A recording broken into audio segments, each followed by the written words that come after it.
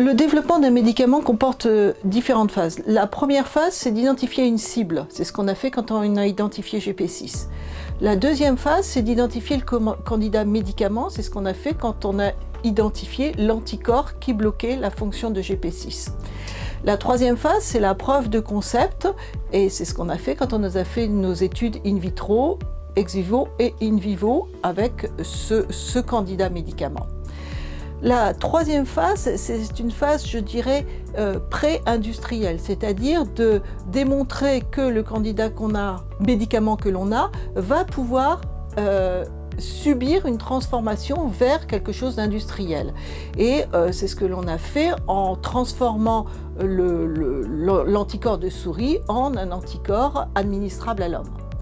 La phase suivante, c'est vraiment la phase industrielle, qui dépend de levée de fonds et qui va d'une part conduire à mettre en place la production industrielle du candidat médicament qui devient un médicament, une fois qu'il a passé tous les tests d'analyse de la pharmacologie, en particulier chez l'animal, pour définir les doses qui devront être administrées à l'homme, de toxicologie pour bien montrer que ce n'est pas toxique chez l'animal.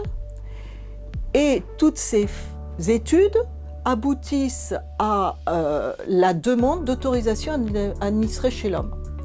Et la première administration à l'homme, c'est ce qu'on appelle la phase 1 clinique, qui va consister à administrer des doses croissantes chez l'homme et à vérifier qu'il n'y a pas d'effet indésirable chez l'homme. Une fois la phase 1 passée, c'est-à-dire la tolérance chez l'homme prouvée, on passe à la phase 2, qui est une phase d'étude de l'efficacité chez l'homme.